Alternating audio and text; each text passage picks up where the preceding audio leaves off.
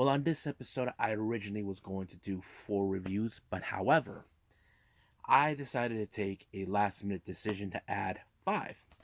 So, we're going to review some of the latest events before we get to Tuesday Wrestling stuff. So, we got, of course, ICW No Holds Bars with Volume 25 that took place exactly on April 1st. And as you know, they're telling Dallas to F off because they're sold out. And of course, we had the latest Stardom event where they go to Matsuyama Ehime on the 9th. Nothing big, but some good matches took place in there. And not to mention, as I mentioned, we're in Tuesday Wrestling. We got NWA Powerrr, AEW Dark, and of course NXT 2.0, where we're going to witness who will walk out from the Gauntlet match as the brand new NXT Tag Team Champions.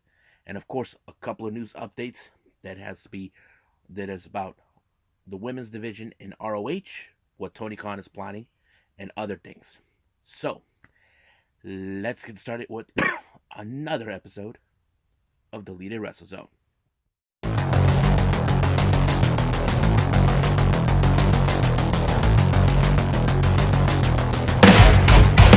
Are you ready? Get up, get up! Get up, get up! Get up, get up!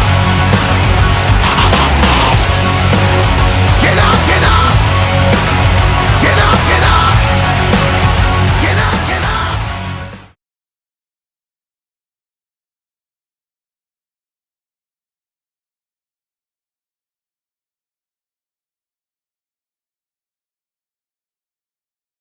Welcome everybody to the Deleted Wrestle Zone, all things that is pro wrestling with AEW, NXT, New Japan Pro Wrestling, Impact Wrestling, the National Wrestling Alliance, various promotions, wrestlers, matches, and championships. I am your host, J-Rod here. So, let's begin with, of course, ICW No Holds Barred Volume 24 that took place on the 1st of April. Now, as you know, the wrestling world, much of events have been taking place in Dallas, but ICW were telling them, F you Dallas. So basically, the show was completely sold out and had amazing matches taking place.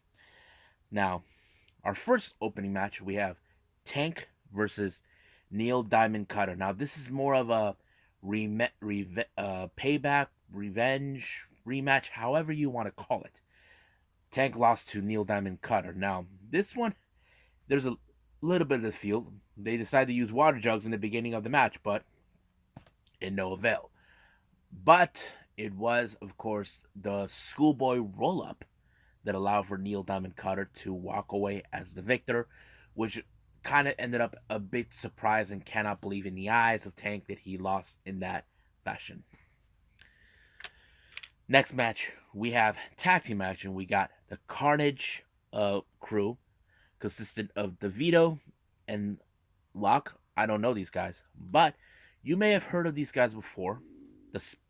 The SAT, Jose and Joel Maximo, better known as the Spanish announce team, and of course, they are the cousins of WWE superstar Zelina Vega, and of course, the infamous Amazing Red. I have to say this match was pretty good because it showed that this is not like your traditional tag team match where you tag in. Everybody's involved in something. And I think that kind of puts it in a very perspective. Now, you probably wouldn't expect guys like Joel and Jose Maximo involved in this type of match because, you know, anything goes out, whatever toys there's underneath, like all the light tubes, chairs, anything cuttable is going to be there. But somehow they were able to defeat when they pinned, I don't know which one of them, the Carnage crew for a victory. And of course, this match particular, they pay tribute to the late Scott Hall because they were going in the promo. They were like, "Hey yo," so they were paying tribute to him. So it's pretty cool that they did that. Next match, we got Isaiah Broner taking on Tommy Vendetta. This was a very messed up match. Like, it was all bloody guts and all that stuff. But I did not anticipate a whole lot because I don't know much about these guys. But it was Tommy Vendetta who won the match. It was pretty cool. I like it. It showed. Now our next match, we have Casey Kirk. Nobody likes her because of her husband. And here's it. Here's the messed up part. Her husband, he hasn't won a match. She has. She's currently undefeated. You probably go in the back of your heads, you guys, when I mention it's like, what? Yes. According to the commentators, Casey Kirk is undefeated, while her husband is the one who keeps losing. Kind of messed up, isn't it? Her opponent is Danny D'Amato, I think that's his name. And I thought it was pretty good, but D'Amato, oh my god. He was like brutalizing Casey, basically trying to make her bleed. I'm like, Jesus Christ. I'm like, okay, I'm trying to understand. How is it that she's undefeated? And now I see why. She may be the most hated person in ICW, but she doesn't take any crap from anybody. But she was able to turn this match around when she pinned D'Amato 1, 2, 3. But as soon as the match was over, he was attacked by Isaiah Broner for no apparent reason. But out of nowhere, we just had a surprise visit from ECW legend. The Sandman appeared. And of course, Isaiah Broner, who's not afraid of the Sandman, decided to stick around, but he ran like the coward that he is. Next up, we got Satu Jin versus Jeff Cannonball. These are two of the most biggest individuals in ICW. You probably would say who would outlast. I mean, I know these guys have gone back and forth on many occasions, but I wasn't 100% sure how this would go. But somehow Satu Jin was able to pin Cannonball to pick up a good victory. Now our next match, we got Bobby Beverly representing 440 taking on Schlank. Now you know Schlank, the dude is crazy. You know, when it comes to these type of matches, he is beyond everything. But you can guess that he actually beat Bobby Beverly. Now our next match is a number one contendership for the ICW American Deathmatch title. This is between the Duke, John Wayne Murdoch, and the Silver-Tooth Satan Acticus. Now, I want to go on record. I had a feeling that Acticus was going to win. Here's the reason why. You look at Acticus, he's always been trying to prove he is the best deathmatch wrestler. Look at his resume of every wrestler he has defeated. Masada, Nick Gage, or whoever. But him winning it, everybody did not expect it. But I kind of expected it because you know he wants to reach the top. But unfortunately, since he's the number one contender, who's going to walk out as the winner for the main event? That title was put on the line between Dale Patrick and another member of 440 that Acticus Cogar is friends with, Eric Ryan, the king of the deathmatch. And you can guess, this one ended with Eric Ryan pounding on the back of the head of Dale Patrick, and it was over. But back in my mind, I got to see how this one's going to play out between Eric Ryan and Acticus Cogar, members of 440. Real question is, will this be a friendly competition or balls to wall, all out, blood, guts, and murder? That's what I'm thinking of. So we'll just got to wait and see how this one rolls up. So right now, let's just move on with Stardom.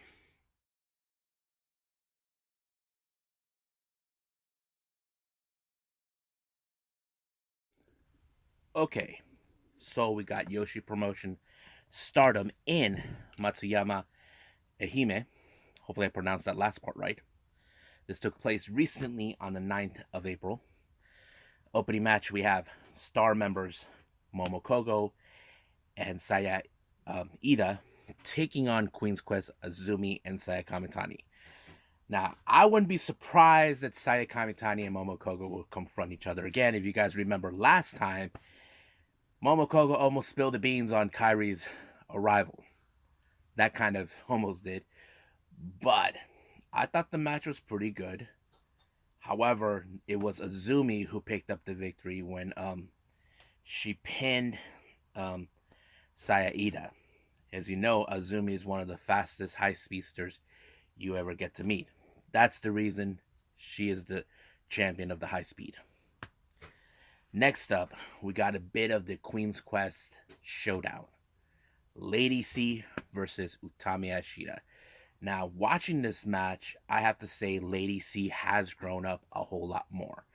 Now, if you guys remember, for almost over a year, she's always been on a losing streak. She had picked the only victory she's ever picked up was against Waka Tsukiyama. This is before joining Queen's Quest. And I have to say, she was really impressive when it comes to facing Utami Hayashida because Hayashida is considered been the best champion ever, and I think that kind of tells it. But unfortunately, no matter how much she has grown, Hayatima has always picked up the best at her. But I think Hayashida kind of saw and proud of her how much she has grown, and I'm sure she'll be grown a whole lot more better with a better good victory against anybody as a singles competitor.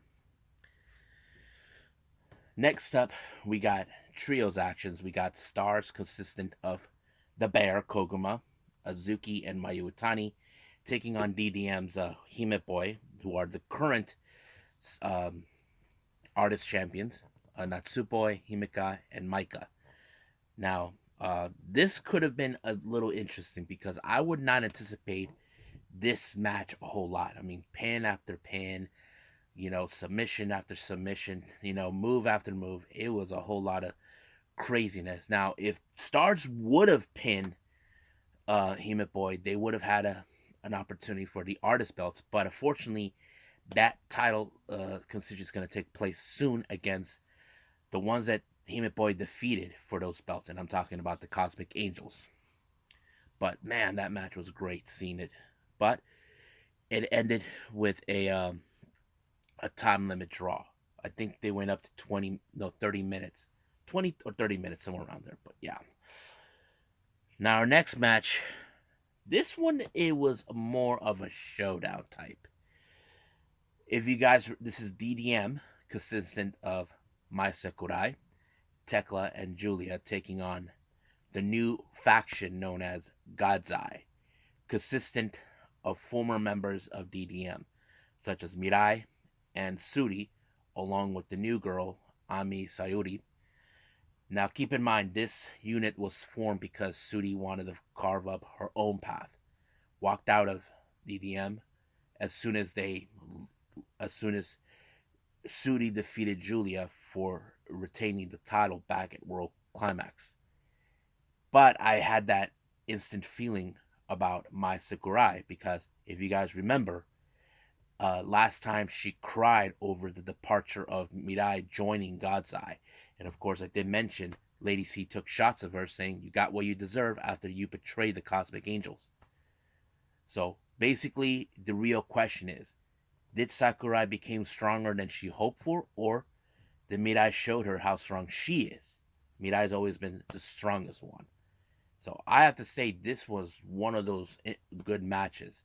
But however, I think there's no love lost between DDM and God's Eye, one way or the other. However, it was Mirai who put Mai Sakurai in a hoverboard arm lock, forcing her to tap out. But the war between both DDM and God's Eye is going to still continue because there's no doubt Julia wants the red belt. She wants it. She has to go through Surai first. Now, our main event, we got 8 women tag team match. We got one Odatai consistent of Ruka, Saki Kashima, Starlight Kid, and Momo Watanabe taking on the Cosmic Angels, Waka, Unagi, Mina, and Tam. I have to say, in this particular match, Waka has really grown a little more better than she's ever were. Recently, she dropped the moon signature. She does this with the moon, and now she's posing like this. But I was like impressed with Waka's, in ring fight against Saki. As you know, the last time she got in her face during the Cinderella tournament, I was like, whoa, I didn't expect this a lot. Like, there was a lot of fire in Waka, and I think it was a pretty good darn moment. But unfortunately, Waka ended up in the wrong side of the emblem by Saki Kashima winning the match. But I have to say, Waka did a pretty good job. But I'm sure she'll get that one win that Cosmic Angels need. And I think that's what they're waiting for her to get that one win, and they'll be elevated back to the winning spot. But in the post match, as for the Odatai winning the match, the following day, that's when, of course, Momo Watanabe and Starlight Kid are putting the Goddesses Tag League against Tekla and Julia of DDM. As you know, they challenged them after the during the Cinderella tournament, and of course, they'll get it. But can DDM obtain it, or the Ty retains it, or should I say Black Desire, Momo and Starlight? So we'll see what happens. I believe right now it's time to end it right here. But let's move on with NWA Powerrr.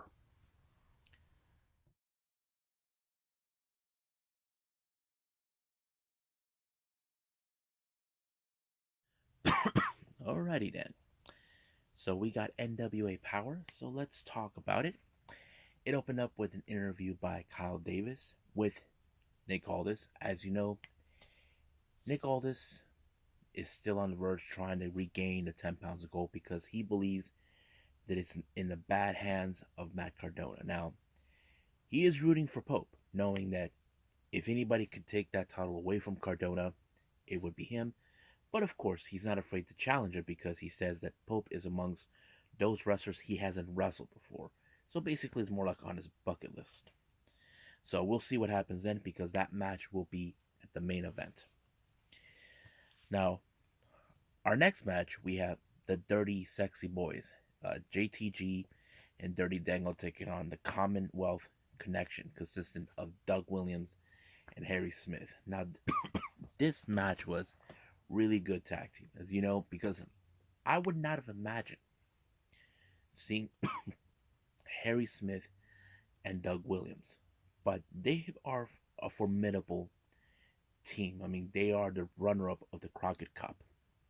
So, but it was Doug Williams who picked up the victory when he pinned Dirty Dango, and I thought it was an amazing match. But Velvet Sky was not happy that, of course, that her boys, the sexy dirty boys, the dirty sexy boys lost. Now our next interview once again is coming back from Kyle Davis. Now, there's been a mystery towards the masked wrestler himself, Zion. We don't know much about him or who he is underneath the mask. There's been bits and pieces saying that his father was an NWA champion. But he did confess that his father was an NWA World Heavyweight Champion.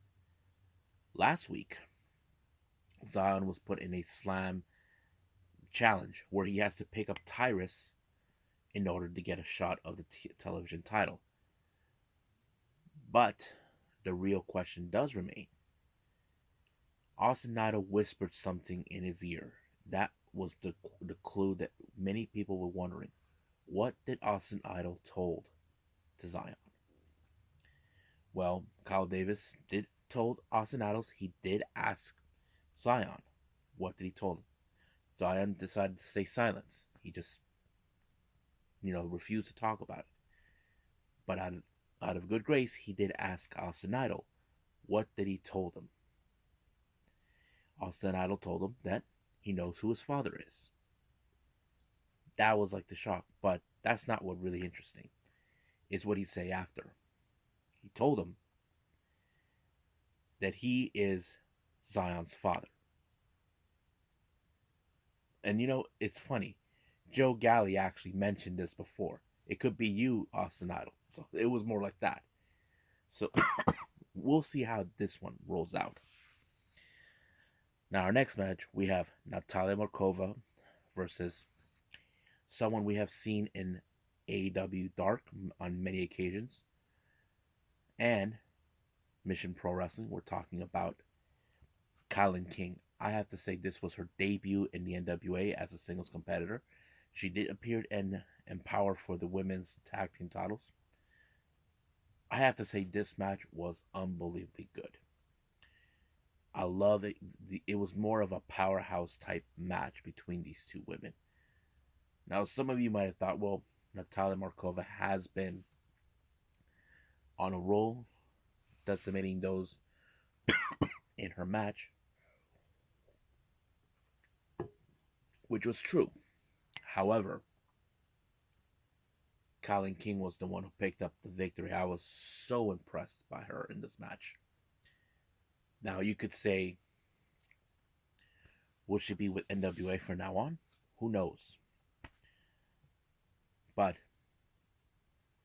she's not officially signed with AEW. She's just an extra or someone they put out to win matches, that sort of thing. But we'll see about that. Now, May Valentine conducted his interview with Mims, telling her that he decided to do the Slam challenge, as you know, the one that Zahn did last week. But at the same time, he gave his thoughts about the main event between Cardona and Pope. Now, he did say Pope is a smart one, and he's going to walk out as the champion. So basically, that's how he sees it. Now, once again, Kyle Davis does another interview, but this time it's with the current NWA World Tag Team Champions, La Rebellion. They don't care who actually gets in, who will be coming, but however, there was one team that they are basically are now targeting is the Briscoes. As you know, the Briscoes are the winners of the Crockett Cup. We haven't seen them. No one knows where they're at. We know recently they lost the GCW Tag Team titles to Bussy, but we don't know where they're going to be at. But hopefully we can see them again. Now, May Valentine did this thing called the Heart to Heart, where she talks to Aaron Stevens, talks about what did Murdoch do. If you recall, he sucker punched him. He kind of poured his heart out, talking about what he thought, all this and that. But, that's pretty much it. Now, our next match, this one was an interesting six-man tag team match. We have Colby Corino along with the Fixers, Jay Bradley and Wrecking Ball Legursky, taking on the Miserable Faithful that is led by James Mitchell. He has Judas, Sal Renau, and this guy named Gak the Gimp. Now, this was a very unusual team. Now, when you view this, you look at, okay, Corino and the Fixers are going to win it. It's in their bag. But no, a lot of surprises took place when it comes to Sal Renau and Gak the Gimp. I think this is a very interesting faction that's being formed. And I don't think anybody expected it. But I think the Fixers and, of course, Colby Corino had been outlasted longer than they anticipated. But it was Gak the Gimp who picked up the victory for his team. So I thought it was very impressive. Now, our last interview coming from May Valentine, she interviews Genocide. Now, recently, not a couple weeks ago, Genocide has just had enough with Taryn Terrell and Paula Blaze. So now she's going to focus more on her singles competition, which is something she's been looking forward to it.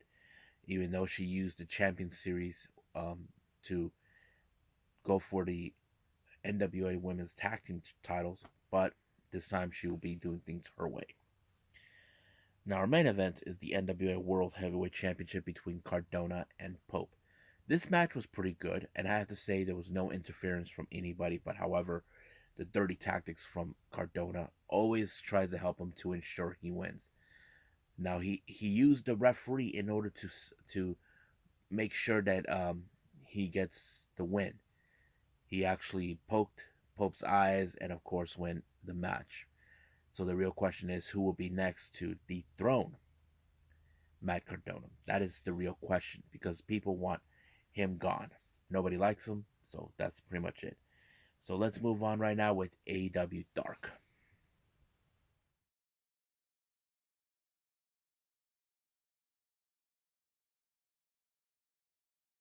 Okay, AEW Dark. 6 matches only. Opening match, we have Powerhouse Hobbs versus Axton Ray. Now, you probably could guess.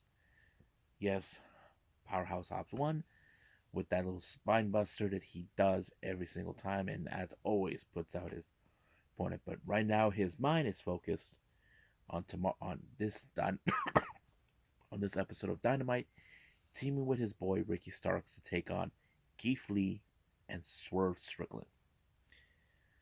Next up, we have Max Caster with versus Mike Reed now. However, Bowens wasn't even here for this particular match, so he had to carry it out alone. But someone had to step in to do Bowens' lines, and that's exactly what happened. Now, the match itself was pretty good, but however, Caster decided to play dirty tactics by distracting the ref and low blowing Mike Reed in order to win the match. Next up, we got Diamante versus Milo.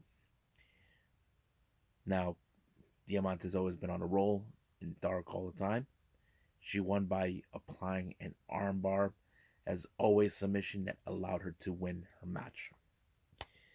Next up, we got Jora Joel versus Teddy Goods. Now, as you know, Jora Joel has been getting a little bit more successful now that Hardy's gone, and I'm sure that Andrade will be happy to hear that he's been improving a whole lot better than he was before. Next up, we got Emi Sakura taking on Charlotte Renegade, one half of the Renegade twins.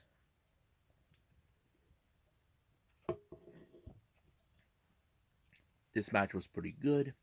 However, you know how Emi Sakura is. She is devious, and of course, she will chop you. And I think Charlotte learned the hard way until she put her in the Queen's Gambit. 1, 2, 3, it is done. Now, our next match is our last match. We have the captain, Shawn Dean, taking on Rohit Raju. I thought this match was impressive. I mean, Rohit Raju, he's not the same kind of Rohit Raju you remember from Impact, but I'm sure maybe Tony Khan will pick him. I wouldn't be surprised if he put him in ROH, but we'll see about that. But it was a pretty good match until Shawn Dean picked up a very good victory. So I have to say it was a pretty good match. So I think that's pretty much it what we got for AEW Dark. Let's move on with NXT 2.0.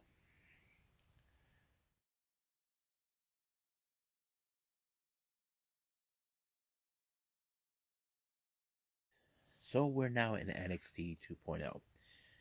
Opening match is for the NXT North American Championship between Solo Sikoa and the newly crowned champion Cameron Grimes. Now keep in mind, about almost a week and a half ago, Cameron Grimes won the NXT North American title at Stand and Deliver in a ladder match. Solo Sikoa was amongst the 5 individuals involved. Following Tuesday, 2 days later, or no, 3 days later, Solo Sikoa decided to come approach Cameron Grimes and asking to become the first person to take a crack at Cameron Grimes. And of course, he accepted. I have to say it was more like, okay, Cameron Grimes knew what he was getting to. Solo Sikoa even thought the same thing too. But however, it appears that someone is not completely happy with the results of how this match with the North American title is being held by. Trick Williams attacked Solo Sikoa to ensure he doesn't win the title, but however, it gave Cameron Grimes to win until he realized what took place. Carmelo Hayes, the former North American champion, once again attacked Cameron Grimes. I believe he is pissed off that he missed. He keeps saying he never misses, but it's the first time for everyone. Now, our main event is the NXT Tag Team Championship in a gauntlet match. Now, I have mentioned what took place since last week. Well, amongst the competitors is Grayson Waller and Sanga. Now, Waller was not too pleased at the fact is that he has to enter a gauntlet match. He felt they should have just handed those tag team titles to them on a silver platter. But basically, it didn't happen that way. But he has no other choice. Now, last week we did witness by the end of NXT 2.0, Braun Breaker was disturbed with Joe Gacy taking hostage of his father. Now, Braun, you know how he is. He gets emotional sometimes, but however, Gacy, on the other hand, he's up to no good. Joe Gacy burned Rick Steiner's Hall of Fame ring, basically trying to get into his head, tried to control him. So basically, he thinks he's there to save the NXT universe, but we'll see where that leads to. But wouldn't surprise me if we're going to see Gacy and Braun Breaker in a match soon. Now, Toxic Attraction has been on a roll since they regained the NXT Tag Team titles last week. Mandy Rose is 100% confident, believing Dakota Kai doesn't have what it takes to beat her. But that's going to be later on of the evening. Now, we were supposed to have Kushida versus Von Wagner, but Wagner attacked Kushida in the back. Basically, the match wasn't going to happen, but Ikemen decided to step up and kick his ass. And that's what he tried to do. However, it was up to no avail. But this woman who's been appearing during Von Wagner's matches told Von Wagner what to do and tossed Ikemen to the NXT universe. However, he crossed the line. I wouldn't be surprised if Strowman tried to suspend him or pay a fine. Now, as you know, I think last week we had Nikita Lyons was very impressive when she defeated Lash Legend. She had a great interview. However, she does have other goals in mind to face off other women in the NXT women's division. But however, she was viciously attacked by Lash Legend, who is not through with her, who's had it with her popularity. The problem is Nikita Lyons is not worried about her. She doesn't need to prove anything to nobody. But Lash Legend feels she has to prove it, but no. So basically, Lash Legend's jealousy is now taking a toll on her. Now, our next match we have is the NXT Women's Championship between Dakota Kai as the challenger and Mandy Rose as the champion. However, this match was pretty good. I think if many fans probably would wanted to see Dakota Kai, and I've been hearing buzz from various people. They're saying they're sick and tired of Mandy. They want someone who should be carrying that title. But unfortunately, Gigi Dolan and JC Lane Jane got involved, distracting the referee, but it gave Mandy Rose to give a knee shot right to Dakota Kai to retain it.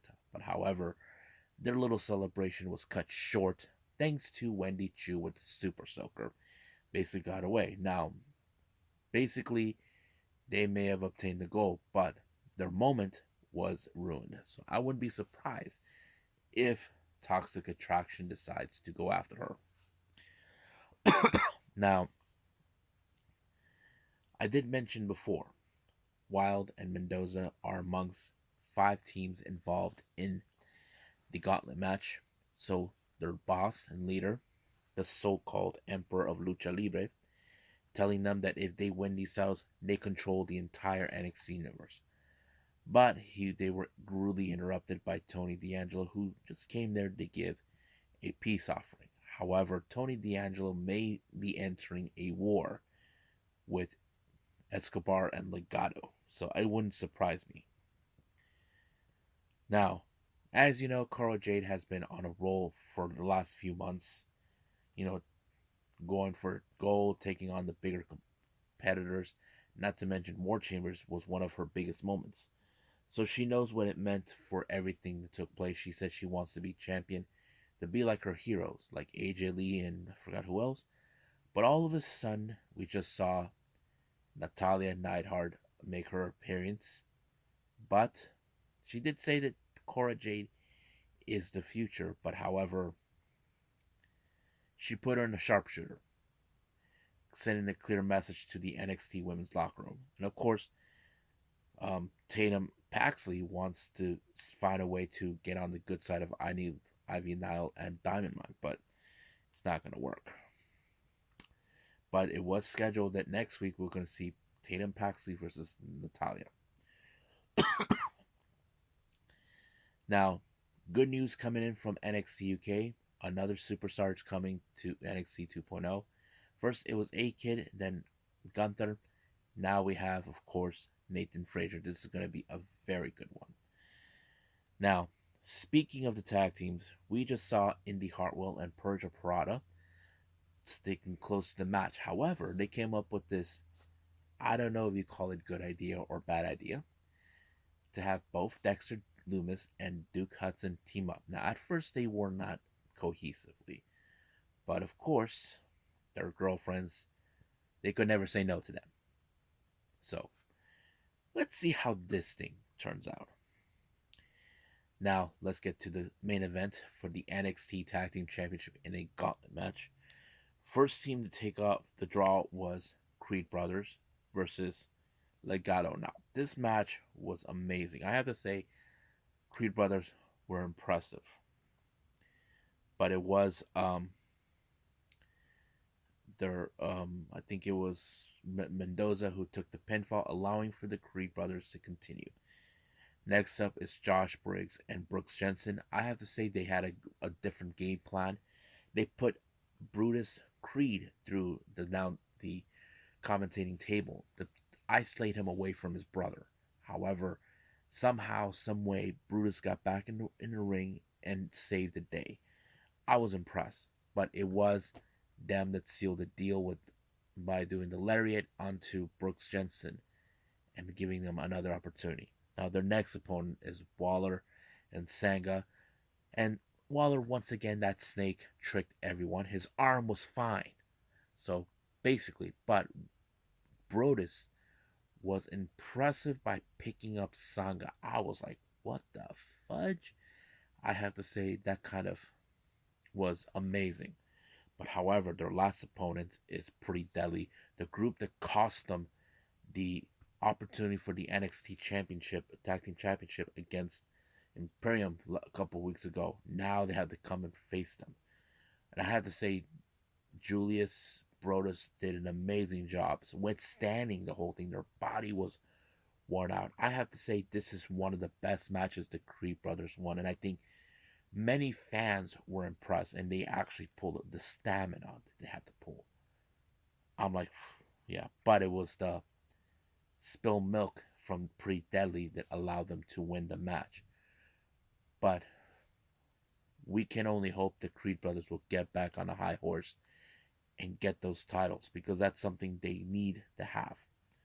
I'm sure that everybody else will tell them, don't quit.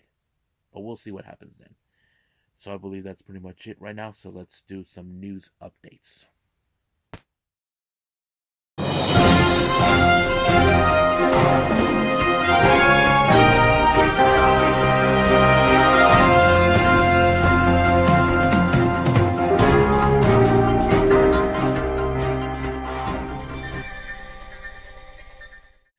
Okay, since I reviewed Stardom earlier, more information has come about coming from Stardom.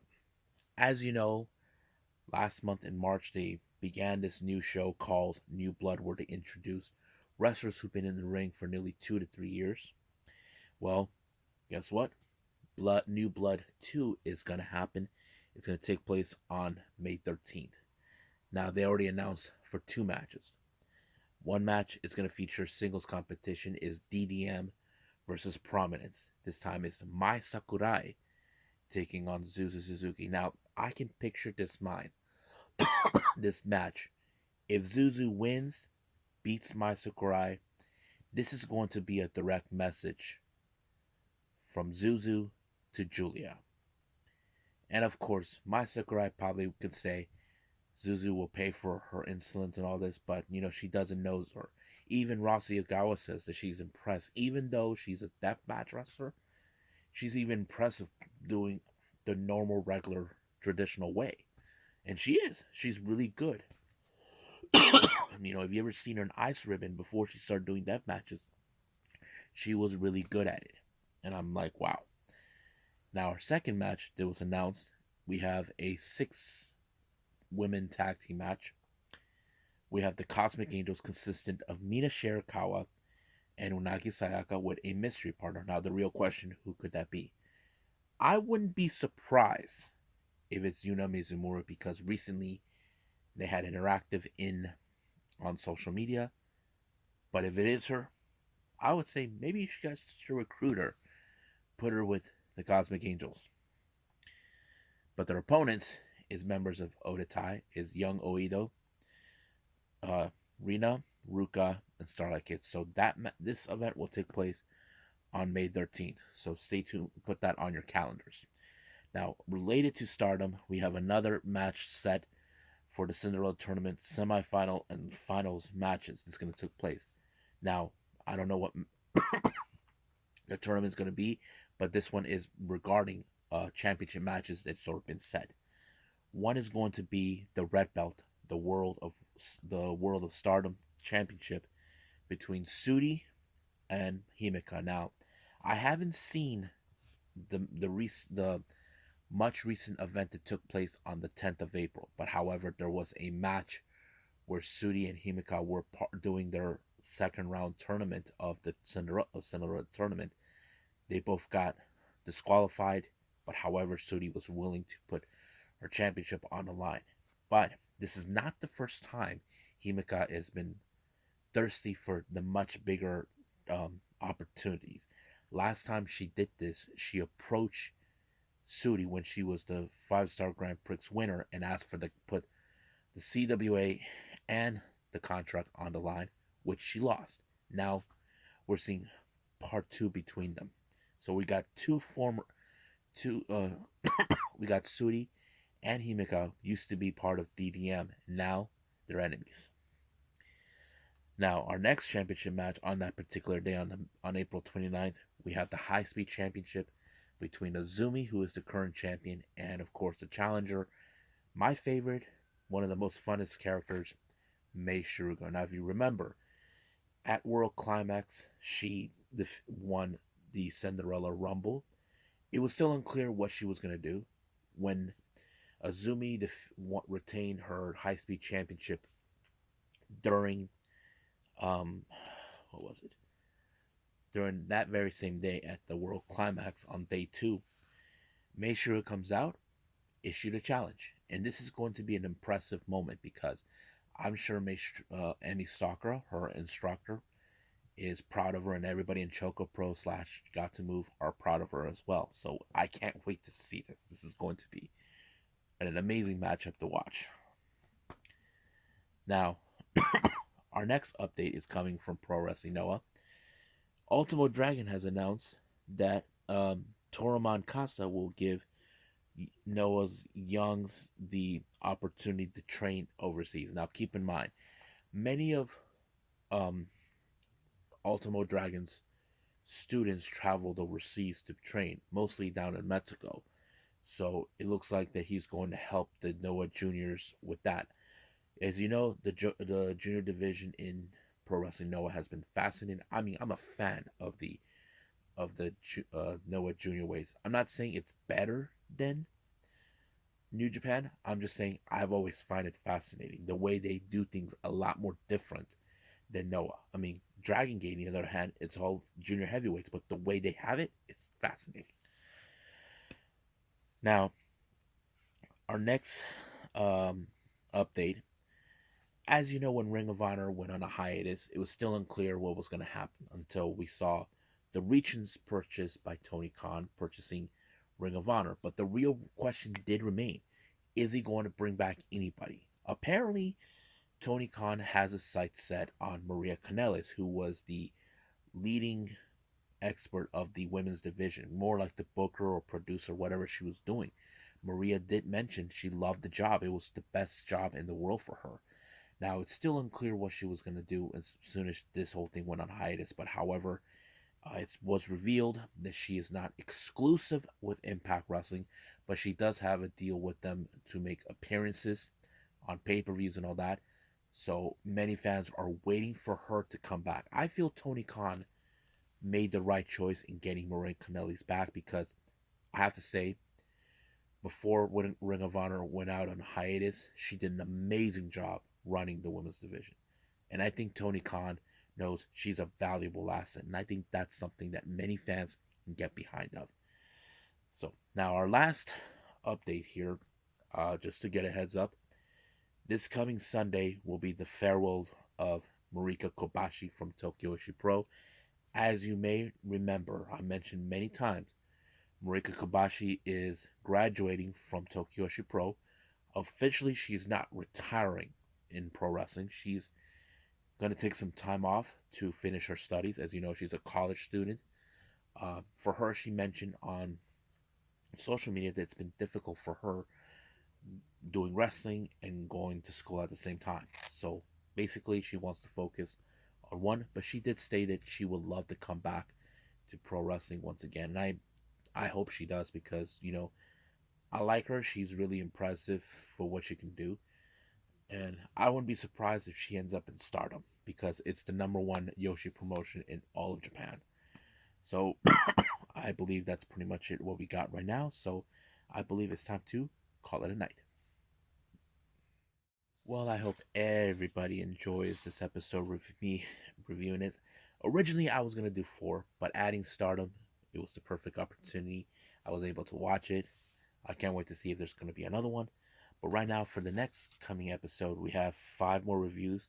But this time, we're going to have a little different one. We're going to have No Peace Underground that took place this past April Fool's Day for New Fear City Murder Man, which I haven't seen yet.